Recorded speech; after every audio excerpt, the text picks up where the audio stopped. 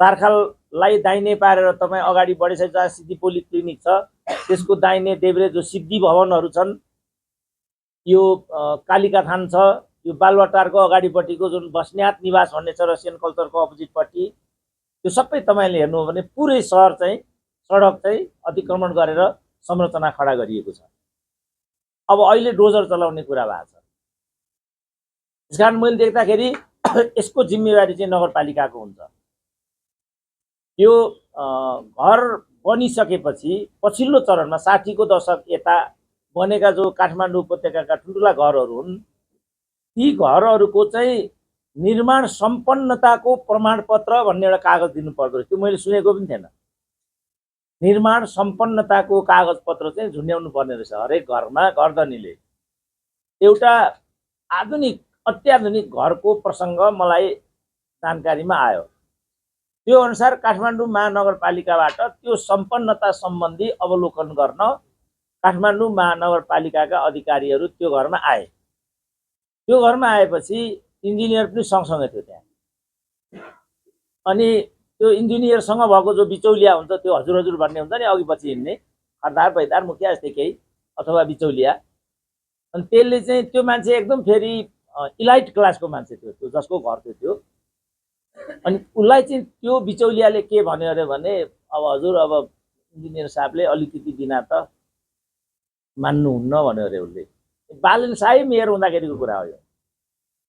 अनि कति दिनुपर्ने हुन्छ त भन्दा 20,000 प्रमाणपत्र सम्पन्नताको जुन कागज दिनुपर्ने हो, त्यो सम्पन्न भयो भन्ने आधिकारिकताको लागि 20,000 दिनुपर्ने। एकजना साथीले मलाई यो सुनाउनु भयो। तपाईहरु सबैलाई थाहा भएको अर्को एउटा प्रकरण म सुनाउँछु।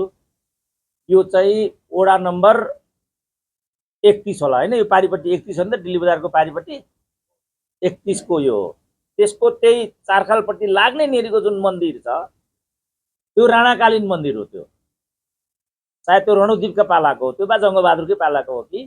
तपाईहरु अहिले पनि देख्न सक्नुहुन्छ त्यहाँ मन्दिर छ। 20 वर्ष अगाडि त्यसको अगाडिपट्टि चाहिँ संरचनाहरू थिए, त्यहाँ भाडाका पसल यस्तो थिए। त्यसलाई भित्रभित्रै वडा अध्यक्षको, अहिले बालवालै वडाध्यक्षको संलग्नतामा बिचौलियाले भित्रभित्र त्यसलाई निजीकरण गरिसकेछन्।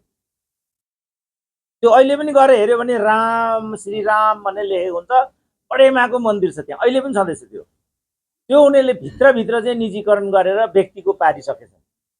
अनि व्यक्तिको पारिसकेर उहाँ नक्सा विभागमा जाँदाखेरि त त्यो मन्दिरको भन्ने सार्वजनिक भन्ने नाम निशानै छैन। त्यो कुनी के बस्नेत भन्नेको चाहिँ त्यो व्यक्तिगतमै त्यो गइसकेको स्थिति छ। त्यति मात्रै गरे होइन, त्यो वडाध्यक्षले भित्रभित्रै यिनै बालेन शाह चाहिँ मेयर हुँदै हजुर अब हजुरकै पालामा अलिकति रकम बक्स्यो भने त म हजुरकै पालामा यहाँ यो वडा कार्यालय बनाउँछु, राम्रो हुन्छ हजुर भनेर पट्याकपुटु पारिहालेछ र 6 करोड निकासा पनि भइसकेछ। बनाउन आँटिसकेपछि नक्सा सक्सामा जान आँटिसकेपछि खैला बैला भयो। अनि त्यो अदालतमा पुग्यो र त्यो रोकियो। अब अहिले पनि त्यो रोकिएको छ। यी केही दृष्टान्त मात्रै हुन्। अब म यो इन्द्र चामलिङको कुरा गर्दै थिएँ। सायद इन्द्र चामलिङको चाहिँ 4 आना जग्गा उनको आफ्नै थियो।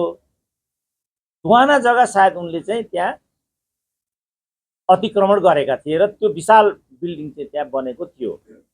त्यसबाट अगाडिपट्टि जुन यो प्रदेश प्रमुख अहिराज भन्नेको कुरा छ, तिनीहरूले चाहिँ नाङ्गो ढङ्गले त्यो सायद अतिक्रमण गरेका थिए।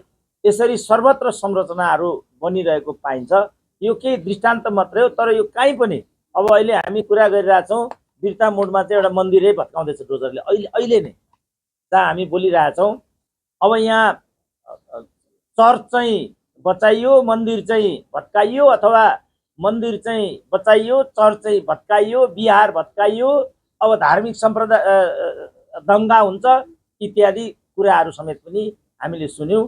त्यो जो कपनको जुन खरे खोलो छ, अब तपाईहरु मध्ये कतिलाई थाहा छ, त्यहाँको भए त थाहा पनि छ, अलिकति चेतना हो भने कसैलाई पनि त्यो थाहा हुन सक्छ।